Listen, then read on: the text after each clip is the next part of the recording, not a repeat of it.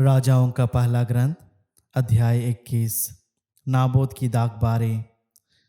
यिज्रेली Naboth की एक दागबारी थी जो समारिया के राजा आहाब के महल से लगी हुई थी। आहाब ने किसी दिन नाबोत से कहा, अपनी दागबारी मुझे दे दो, मैं उसे सब्जी का बाग बनाना चाहता हूँ, क्योंकि वह मेरे महल से लगी हुई है। मैं उसके बदले तुम्हें उससे अच्छे दागबारी दे दूंगा, या यदि तुम चाहो तो मैं तुम्हें उसका मूल्य चुका दूंगा। किंतु नाबोत ने आहाब से कहा, ईश्वर या ना होने दे कि मैं आपको अपने पुरखों की विरासत दे दूं।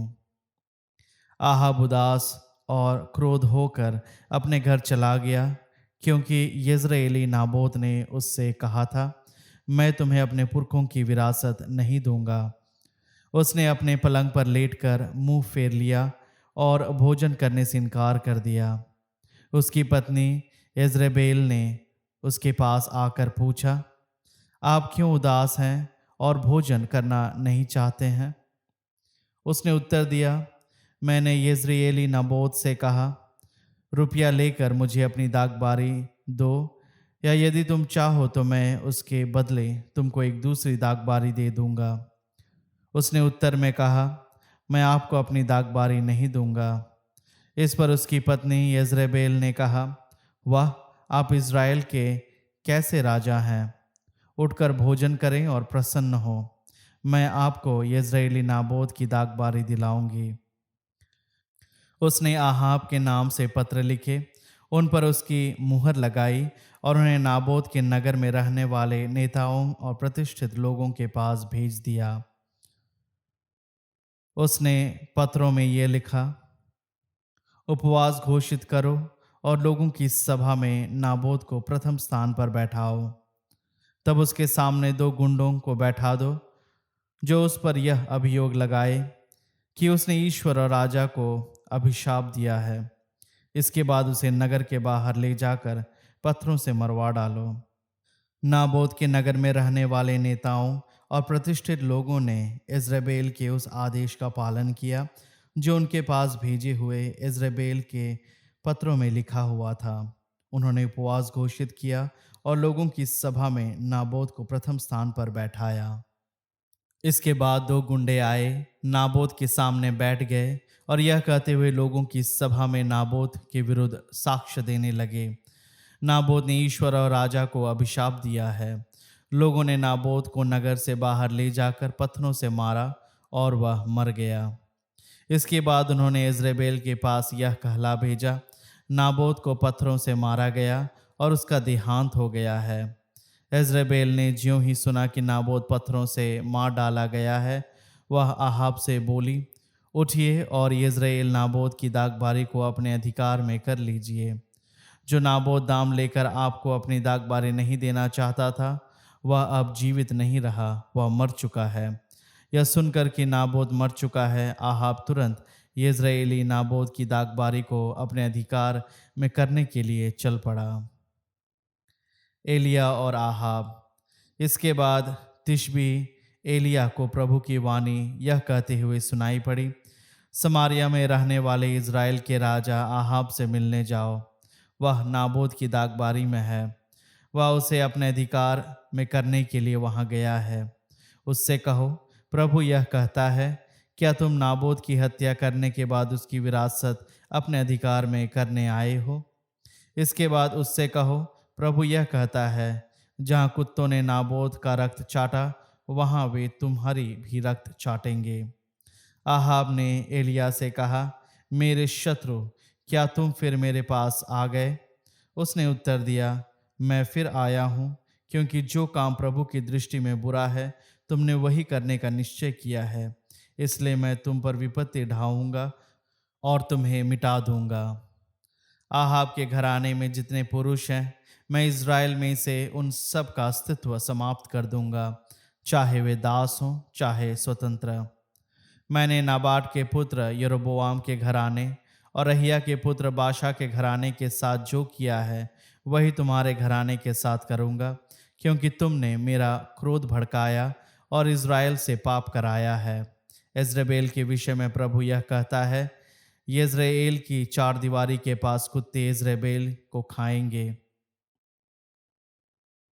आहाब के घराने का जो व्यक्ति नगर में मरेगा वह कुत्तों द्वारा खाया जाएगा, और जो खेत में मरेगा वह आकाश के पक्षियों द्वारा खाया जाएगा। आहाब की तरह कभी कोई नहीं हुआ, जिसने जो काम प्रभु की दृष्टि में बुरा है उसे ही करने का निश्चय किया हो, क्योंकि उसकी पत्नी यिज्रेल ने उसे बहकाया था। प्रभु ने जिन अमोरियों को इज़राइलियों के सामने से भगा दिया, आहाब ने उन्हीं की तरह देव मूर्तियों का अनुयायी बनकर अत्यंत घृणित कार्य किया। आहाब ने यह शब्द सुनकर अपने वस्त्र फाड़ डाले और अपने शरीर पर टाट ओढ़कर उपवास किया। वह टाट के कपड़े में सोता था और उदास होकर इधर उधर टहलता था। तब प्रभु की वाणी तिशबी एलिया को यह कहते हुए सुनाई पड़ी, क्या तुमने देखा कि आहाब ने किस तरह अपने को मेरे सामने दीन बना लिया है? चूंकि उसने अपने को मेरे सामने दीन बना लिया, इसलिए मैं उसके जीवन काल में उसके घराने पर विपत्ति नहीं ढाऊंगा। मैं उसके पुत्र के राज्यकाल में उसके घराने पर विपत्ति ढाऊंगा। रामोत पर अधिकार करने के संबंध में विचार विमर्श। अध्याय 22। 3 वर्ष तक आराम और इज़राइल के बीच कोई युद्ध नहीं हुआ। जब तीसरे वर्ष यूदा का राजा यहोशाफाट इज़राइल के राजा के यहाँ आया, तो इज़राइल के राजा ने अपने सेवकों से कहा, तुम जानते हो कि गिलियाद का रामोत हमारा है, और हम उसे आराम के राजा के हाथ से छीनने के लिए कुछ नहीं कर रहे हैं। उसने यहोशाफाट से पूछा, क्या आप गिलियाद के रामोत से लड़ने मेरे साथ चलेंगे? यहोशाफाट ने इज़राइल के राजा को उत्तर दिया, आपकी ही तरह मैं, आपकी प्रजा की ही तरह मेरी प्रजा, और आपके घोड़ों की ही तरह मेरे घोड़े तैयार हैं। नबियों की झूठी भविष्यवाणी। यहोशाफाट ने इज़राइल के राजा से कहा, पहले प्रभु की आज्ञा ले लीजिए। इस पर इज़राइल के राजा ने नबियों को, जिनकी संख्या लगभग 400 थी, एकत्रित किया और उनसे पूछा, मैं गिलियाद के रामोत से युद्ध करने जाऊं या नहीं? उन्होंने उत्तर दिया, जाइए, प्रभु उसे राजा के हाथ दे देगी। यहोशाफाट ने कहा, क्या यहाँ प्रभु का और कोई नबी नहीं है जिससे हम पूछ सकें? इज़राइल के राजा ने यहोशाफाट को उत्तर दिया, एक और भी है जिसके द्वारा हम प्रभु से पूछ सकते हैं, लेकिन मैं उससे घृणा करता हूँ, क्योंकि वह मेरे संबंध में कभी कोई अच्छी बात नहीं कहता, हमेशा अशुभ बातें कहता है। वह यिमला का पुत्र मिकाया है। इस पर यहोशाफाट ने कहा, राजा को ऐसा नहीं करना चाहिए। तब इज़राइल के राजा ने किसी पदाधिकारी को यिमला के पुत्र मिकायाह को तुरंत बुलाने का आदेश दिया। जब इज़राइल का राजा और यूदा का राजा यहोशाफाट अपने अपने राजकीय वस्त्र पहने अपने अपने आसनों पर समारिया के फाटक के पास खलिहान में बैठे थे, और सब नबी उनके सामने भविष्यवाणी कर रहे थे, तब सिदकिय्याह आया, जिसने अपने लिए लोहे के सींग बनवाए थे। उसने कहा, प्रभु का कहना है कि ऐसे सींगों से ही आप अरामियों को तब तक मारते रहेंगे जब तक वे नष्ट नहीं हो जाएंगे। इसी प्रकार अन्य सब नबियों ने भविष्यवाणी करते हुए कहा, गिलियाद के रामोत पर आक्रमण कीजिए, आप विजयी होंगे, प्रभु उसे राजा के हाथ दे देगा। मिकायाह की भविष्यवाणी। उस दूत ने जो मिकायाह को बुलाने गया था उससे कहा, देखिए, सभी नबी एक स्वर से राजा की विजय की भविष्यवाणी कर रहे हैं। आपकी भविष्यवाणी भी उनकी तरह शुभ हो। परंतु मिकायाह ने कहा, प्रभु की शपथ, मैं तो केवल वही कहूँगा जो प्रभु मुझसे कहेगा। जैसे ही वह राजा के पास आया, राजा ने उससे पूछा, मिकायाह, हम गिलियाद के रामोत के विरुद्ध युद्ध लड़ने जाएं या नहीं? उसने उसे उत्तर दिया, जाइए, आप विजयी होंगे, प्रभु उसे राजा के हाथ दे देगा। राजा ने उससे कहा, और कितनी बार मुझे आपसे कहना पड़ेगा कि प्रभु के नाम पर आप सत्य के सिवा मुझसे और कुछ न कहें? तब उसने कहा, मैंने सब इज़राइलियों को बिना चरवाहे के भेड़ों की तरह पर्वत पर इधर उधर बिखरते देखा। और प्रभु ने कहा, इनका कोई स्वामी नहीं, प्रत्येक व्यक्ति अपने अपने घर शांतिपूर्वक चला जाए। तब इज़राइल के राजा ने यहोशाफाट से कहा, मैंने आपसे कहा था ना कि यह मेरे संबंध में कभी कोई अच्छी बात नहीं कहता, केवल अशुभ बातें बकता है।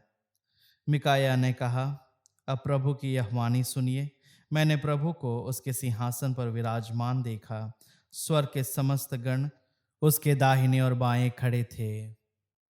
तब प्रभु ने कहा, आहाब को कौन बहकाएगा, जिससे वह गिलियाद के रामोत तक जाए और वहां मार डाला जाए। किसी ने कुछ कहा, किसी ने कुछ। तब प्रभु के सामने एक आत्मा आया और बोला कि मैं ही उसे बहकाऊंगा। प्रभु ने उससे पूछा, कैसे? उसने उत्तर दिया, मैं जाकर उसके सब नबियों के मुंह में झूठ बोलने वाला आत्मा बनूंगा। प्रभु ने कहा, तुम उसे बहका पाओगे, तुम्हें सफलता प्राप्त हो, जाकर ऐसा ही करो। प्रभु ने आपके इन सब नबियों के मुंह में झूठ बोलने वाला आत्मा बिठा दिया है, क्योंकि प्रभु ने आपके विषय में अशुभ परिणाम निश्चित कर दिया है। इस पर कनाना के पुत्र सिदकिय्याह ने पास आकर मिकायाह को यह कहते हुए थप्पड़ मारा, क्या क्या प्रभु के आत्मा ने तुमसे झूठ बोलने के लिए मुझे छोड़ दिया है? मिकायाह ने उत्तर दिया, तुम्हें उस दिन पता चलेगा जिस दिन तुम स्वयं भीतरी कमरे में छिपने के लिए भाग जाओगे। इस पर इज़राइल के राजा ने आदेश दिया, मिकायाह को पकड़कर नगर के प्रशासक आमोन और राजकुमार योआश के पास ले जाओ और कहो कि राजा का आदेश है कि उसे बंदीगृह में डाल दिया जाए, और जब तक मैं सकुशल ना लौट जाऊं तब तक इसे जीने भर के लिए रोटी पानी दिया जाए। लेकिन मिकायाह ने कहा, यदि आप सकुशल लौट आए तो समझ लीजिएगा कि मेरे द्वारा प्रभु नहीं बोला है। और उसने यह भी कहा, तुम सब लोग मेरी यह बात सुन लो। मिकायाह की भविष्यवाणी सत्य प्रमाणित। इसके बाद इज़राइल का राजा और यूदा का राजा यहोशाफाट गिलियाद के रामोत गए। वहाँ इज़राइल के राजा ने यहोशाफाट से कहा, मैं वेश बदल कर युद्ध में जा रहा हूँ, लेकिन आप अपने वस्त्र धारण किए रहिए। इसलिए इज़राइल का राजा वेश बदल कर युद्ध में चला गया। आराम के राजा ने अपनी रथ सेना के 32 अध्यक्षों को यह आदेश दिया था, इज़राइल के राजा के सिवा किसी दूसरे छोटे या बड़े योद्धा पर आक्रमण मत करो। जब रथ सेना के अध्यक्षों ने यहोशाफाट को देखा तो उन्होंने उसे ही इज़राइल का राजा समझ लिया और वे उस पर टूट पड़े। जब यहोशाफाट चिल्लाने लगा तो रथ सेना के अध्यक्षों को पता चला कि वह इज़राइल का राजा नहीं है, और उन्होंने उसका पीछा करना छोड़ दिया। आहाब की मृत्यु। एक सैनिक ने अपना धनुष उठाकर यूं ही तीर चलाया और वह इज़राइल के राजा के कवच और कमरबंद के बीच लग गया। राजा ने अपनी सारथी को आदेश दिया, रथ मोड़कर मुझे युद्ध क्षेत्र से बाहर ले चलो, मैं घायल हो गया हूँ। उस दिन घमासान युद्ध होता रहा। लोगों ने राजा को अरामियों के सामने रथ पर खड़े होकर संभाला। शाम होते होते उसकी मृत्यु हो गई। उसके घाव का रक्त रथ के फर्श पर टपकता रहा। सूर्यास्त के समय शिविर में यह आवाज़ सुनाई पड़ी, प्रत्येक व्यक्ति अपने अपने नगर, प्रत्येक व्यक्ति अपने अपने प्रांत लौट जाए। राजा समारिया लाया गया और वहीं दफनाया गया। जब समारिया के कुंड में रथ धोया जा रहा था तो कुत्ते उसका रक्त चाट रहे थे, ठीक वैसे ही जैसा प्रभु ने कहा था, और उसमें वैश्यों ने स्नान किया। आहाब का शेष इतिहास, उसके कार्यकलाप, उसके बनवाए हुए हाथी दांत लगे महल और उसके बसाए हुए सब नगरों का वर्णन इज़राइल के राजाओं के इतिहास ग्रंथ में लिखा है। आहाब अपने पितरों से जा मिला और उसका पुत्र अहज्या उसकी जगह राजा बना। यहोशाफाट यूदा और अहज्या इज़राइल। यूदा में यहोशाफाट का शासन। इज़राइल के राजा आहाब के चौथे वर्ष आसा का पुत्र यहोशाफाट यूदा का राजा बना। जब यहोशाफाट राजा बना तो उस समय उसकी उम्र 35 वर्ष थी। उसने यरूशलेम में 25 वर्ष तक शासन किया। उसकी माता का नाम अजूबा था, जो शिल्ही की पुत्री थी। वह अपने पिता आसा के मार्ग पर चलता था। वह कभी उससे विमुख नहीं हुआ। उसने वही किया जो प्रभु की दृष्टि में उचित है, किंतु उसने पहाड़ी पूजा स्थलों को नहीं हटवाया। अब तक लोग पहाड़ी पूजा स्थलों पर बलिदान चढ़ाते और धूप देते थे। यहोशाफाट का इज़राइली राजा से मेल रहा। यहोशाफाट का शेष इतिहास, उसकी वीरता और उसके युद्धों का वर्णन यूदा के राजाओं के इतिहास ग्रंथ में लिखा है। उसने पूजा की आड़ में पुरुषगमन करने वाले उन लोगों को देश से निकाल दिया था, जो उसके पिता आशा के दिनों के बाद शेष रह गए थे। एदोम में कोई राजा नहीं था। यहोशाफाट ने ओफिर से सोना लाने के लिए व्यापारी जहाज बनवाए, परंतु वे वहां नहीं पहुंच सके, क्योंकि वे एसियोन गेबेर के पास नष्ट हो गए। तब आहाब के पुत्र आहाजिया ने यहोशाफाट से कहा, मेरे नाविक आपके नाविकों के साथ जहाज़ों पर यात्रा करें। लेकिन यहोशाफाट ने इसे पसंद नहीं किया। यहोशाफाट अपने पितरों से जा मिला और अपने पितरों के पास अपने पुरखे दाऊद के नगर में दफनाया गया। उसका पुत्र यहोराम उसकी जगह राजा बना। इज़राइल में अहाजिया का शासन। यूदा के राजा यहोशाफाट के 17वें वर्ष आहाब का पुत्र अहज्या समारिया में इज़राइल का राजा बना। उसने इज़राइल पर 2 वर्ष तक शासन किया। उसने वही किया जो प्रभु की दृष्टि में बुरा है, और वह अपने पिता के मार्ग पर, अपनी माँ के मार्ग पर और नाबाट के पुत्र यरोबोआम के मार्ग पर, जिसने इज़राइलियों से पाप कराया, चलता रहा। बाल देव की पूजा द्वारा उसने प्रभु इज़राइल की ईश्वर का क्रोध उसी प्रकार भड़काया जिस प्रकार उसके पिता ने भड़काया था।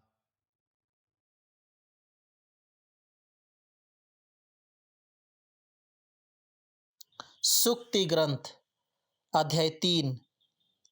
प्रभु ने प्रज्ञा से पृथ्वी को स्थापित किया। उसने विवेक से आकाश को सुदृढ़ किया। उसके ज्ञान से पानी महागत्र से फूट निकला और ओस बादलों से टपकने लगी। पुत्र, समझदारी और विवेक सुरक्षित रखो। उन्हें अपनी आंखों से ओझल ना करो, जिससे वे तुमको जीवन प्रदान करें और तुम्हारे कंठ की माला बने। इस प्रकार तुम अपने मार्ग पर निरापद आगे बढ़ोगे और तुम्हारे पैर को ठोकर नहीं लगेगी। तुम निर्भय होकर लेटोगे और लेटने पर तुम्हें सुख की नींद आएगी। तुमने तो अचानक आ पड़ने वाले आतंक से और ना दुष्टों के आक्रमण से डरोगे, क्योंकि प्रभु तुम्हारा साथ देगा और जाल से तुम्हारे पैरों की रक्षा करेगा। पुत्र, यदि यह तुम्हारी शक्ति के बाहर ना हो, तो जिसके आभारी हो उसका उपकार करो। यदि तुम दे सकते हो, तो अपने पड़ोसी से यह ना कहो, चले जाओ फिर आना, मैं तुम्हें कल दूंगा। जो पड़ोसी तुम पर विश्वास रखता है, उसके विरुद्ध षड्यंत्र मत रचो। जिसने तुम्हारे साथ कोई अन्याय नहीं किया, उस मनुष्य से आकर झगड़ा मत करो।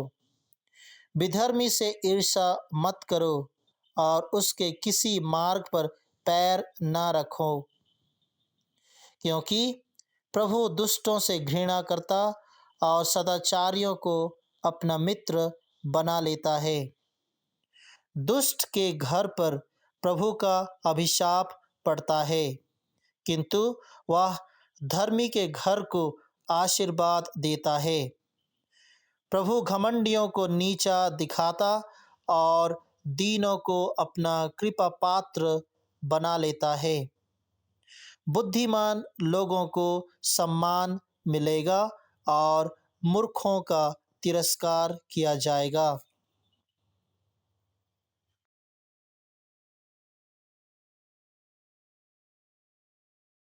कुरिन्थियों के नाम संत पौलुस का पहला पत्र। अध्याय 11। आप लोग मेरा अनुसरण करें जिस तरह मैं मसीह का अनुसरण करता हूँ। आप लोग हर बात में मुझे याद करते हैं और मुझसे जो शिक्षा मिलती है उसमें दृढ़ बने रहते हैं। इसलिए मैं आप लोगों की प्रशंसा करता हूँ।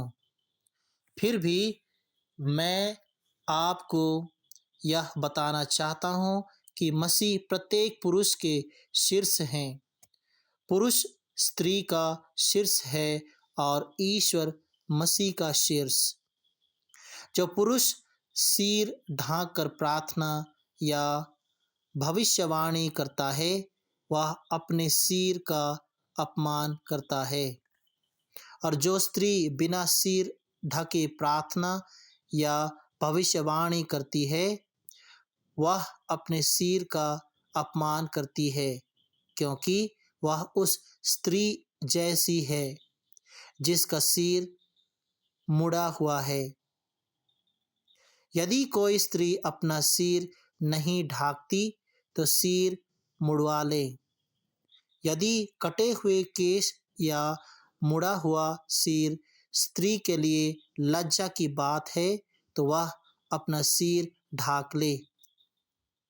पुरुष को अपना सिर नहीं ढाकना चाहिए, क्योंकि वह ईश्वर का प्रतिरूप और उसकी महिमा का प्रतिबिंब है, जबकि स्त्री पुरुष की महिमा का प्रतिबिंब है। पुरुष स्त्री से नहीं बना, बल्कि स्त्री पुरुष से बनी, और पुरुष की सृष्टि स्त्री के लिए नहीं हुई, बल्कि पुरुष के लिए स्त्री की सृष्टि हुई। इसलिए स्वर्गदूतों के कारण स्त्री को अधीनता का चिन्ह अपने सिर पर पहनाना चाहिए। फिर भी प्रभु के विधान के अनुसार स्त्री के बिना पुरुष कुछ नहीं है और पुरुष के बिना स्त्री कुछ नहीं। यदि पुरुष से स्त्री की सृष्टि हुई तो पुरुष का जन्म स्त्री से होता है, और सब कुछ का मूल स्रोत ईश्वर है। आप लोग स्वयं विचार करें, क्या यह उचित है कि स्त्री बिना सिर ढाके ईश्वर से प्रार्थना करे?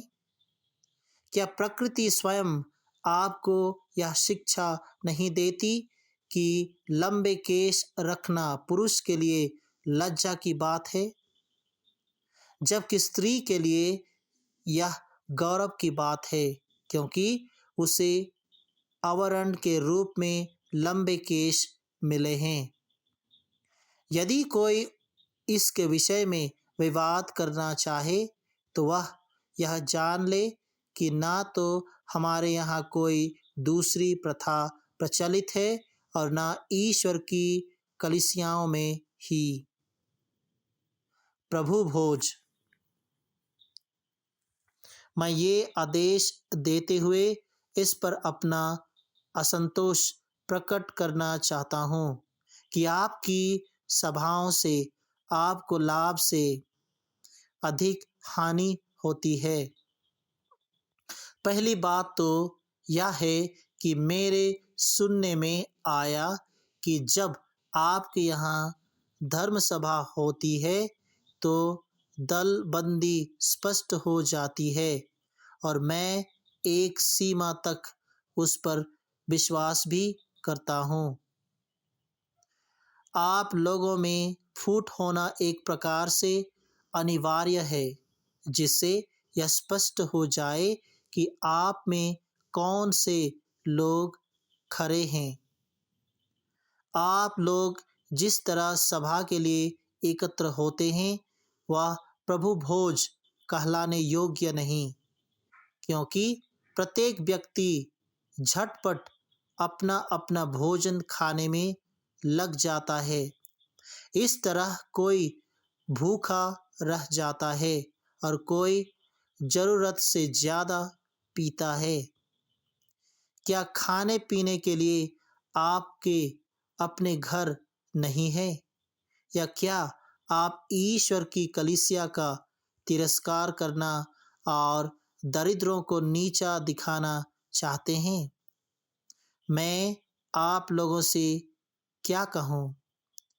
क्या मैं आपकी प्रशंसा करूँ? मैं इस बात के लिए आपकी प्रशंसा नहीं कर सकता। मैंने प्रभु से सुना और आप लोगों को भी यही बताया कि जिस रात प्रभु ईसा पकड़वाए गए, उन्होंने रोटी लेकर धन्यवाद की प्रार्थना पढ़ी और उसे तोड़कर कहा, यह मेरा शरीर है, यह तुम्हारे लिए है, यह मेरी स्मृति में किया करो। इसी प्रकार ब्यारी के बाद उन्होंने प्याला लेकर कहा, यह प्याला मेरे रक्त का नूतन विधान है। जब जब तुम उसमें से पियो तो यह मेरी स्मृति में किया करो। इस प्रकार जब जब आप लोग यह रोटी खाते और वह प्याला पीते हैं तो प्रभु के आने तक उनकी मृत्यु की घोषणा करते हैं।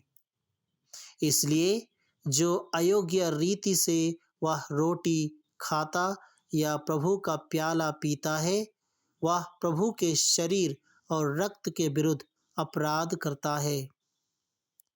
अपने अंतःकरण की परीक्षा करने के बाद ही मनुष्य वह रोटी खाए और वह प्याला पिए।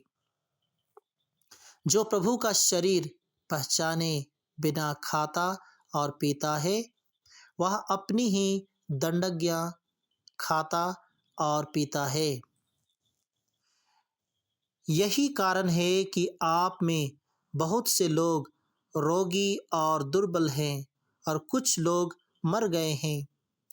यदि हम अपने अंतःकरण की परीक्षा करते तो हमें दंड नहीं दिया जाता, किंतु जब हमें प्रभु का दंड मिलता ही है तो यह हमारे सुधार के लिए है, जिससे हम संसार के दंड के भागी नहीं बने। इसलिए भाइयों, जब आप प्रभु भोज के लिए एकत्र हो तो एक दूसरे की प्रतीक्षा करें। यदि किसी को भूख लगे तो वह अपने यहाँ खाए, जिससे आपकी सभा आपके दंड का कारण ना बने। आपके यहाँ आने पर मैं दूसरी बातों का निपटारा करूँगा।